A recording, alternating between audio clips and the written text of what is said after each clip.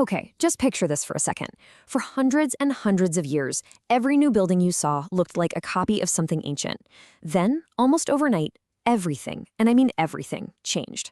That's what we're diving into today. Art Nouveau. It was a total revolution in art that basically told history to take a hike and instead found its inspiration in the wild, flowing shapes of nature. So that brings us to the big question, right? For centuries, architecture had a very clear playbook. You draw from Greek stuff, Roman stuff, Gothic traditions, and then, at the turn of the 20th century, it's like architects everywhere just stopped. Why? What on earth happened that made them tear up a rulebook that had worked for generations? Well, the answer wasn't really in the art world, it was in the world itself. The Industrial Revolution was hitting its peak. Cities were just exploding with these cookie-cutter buildings, all looking the same, all churned out by machines. At the same time, high-end architecture was just stuck on repeat. It was just endless, kind of soulless copies of old styles. The world was literally becoming gray and predictable. So what the world needed was a revolution. A movement that would finally throw out all the old copies and create something genuinely new. A new art, or as the French famously called it, Art Nouveau. The mission was simple: forge a brand new architectural language for the modern age, something that was original, bursting with energy, and part of everyday life. So how do you even start a revolution like that? Well, you have to write a new set of rules. Even if your first rule is, break all the old ones. Let's dig into the core ideas that really defined this new art philosophy. It all kicks off with nature. Forget the dusty history books. The new inspiration was the curve of a flower stem, the twist of a vine. This led to these incredibly dynamic, flowing lines that felt alive. And here's a really key idea. Structure and decoration became the exact same thing. A column holding up a roof wouldn't just be a column, it was the tree trunk. And that, of course, meant a complete and total rejection of the past. No more borrowing Greek columns or faking Gothic arches. It was all new. And check this out, this is incredible. This isn't just us summarizing it for you. This slide shows the actual source notes that inspired this whole explainer. Look at that, the core principles we just talked about are written right there. Organic forms, those whiplash lines, and that explicit rejection of the past. This is like looking at the movement's DNA in its rawest form. Okay, so we've thrown that term whiplash line around a bit, so let's lock in what it means. Think of it as the signature move of Art Nouveau. It's this explosive S-shaped curve that's just packed with energy, just like the crack of a whip. And trust me, once you can spot this, you're going to start seeing it everywhere from this period. But listen, a philosophy is just words on a page until a true visionary comes along and brings it to life. So who were these pioneers? Who were the architects brave enough to actually build this radical new world?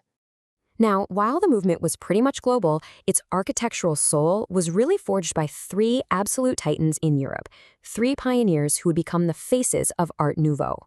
First up, from Spain, a name I'm sure you've heard, the one and only Antonio Gaudí. His philosophy was so beautiful and simple. Nature is the ultimate guide for both how a building stands up and how beautiful it looks.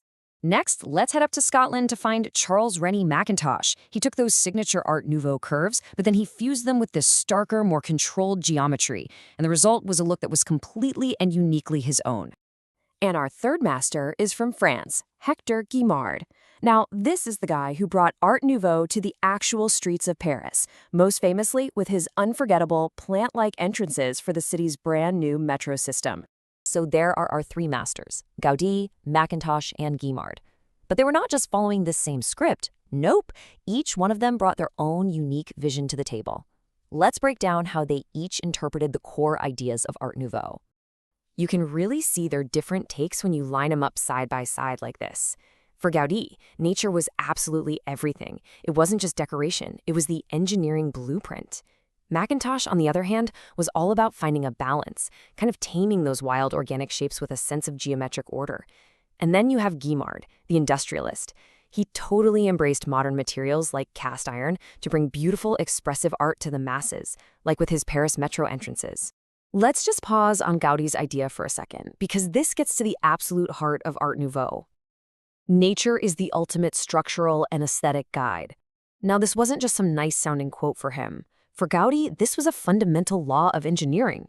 He truly believed that the best, strongest, and most beautiful designs were already perfected out there in the natural world.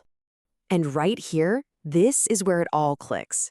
This is the perfect connection between the theory and the practice. The source notes give us the rule, draw inspiration from nature. And Gaudi's philosophy shows us the result, a total commitment to making nature the blueprint. This is how a simple idea, written on a piece of paper, transforms into a building that can take your breath away. But the ambition of Art Nouveau didn't just stop at the front door of the building. Oh no. The movement had a much, much grander and way more immersive goal in mind. This brings us to their most ambitious idea, a German concept called Gesamtkunstwerk, which basically means the total work of art. The dream was to design everything. I'm not just talking about the building, but the furniture inside it, the patterns on the wallpaper, the light fixtures hanging from the ceiling, all the way down to the shape of the doorknobs. Every single little detail was meant to be part of one single unified artistic vision. And really, that was the ultimate goal of Art Nouveau, to completely erase that line between art and everyday life. Which leaves us with a pretty cool question for today, doesn't it? Just imagine if your own home, from the way the walls curve to the spoons in your kitchen drawer, was designed as a single, seamless work of art. What would it feel like to actually live inside a masterpiece?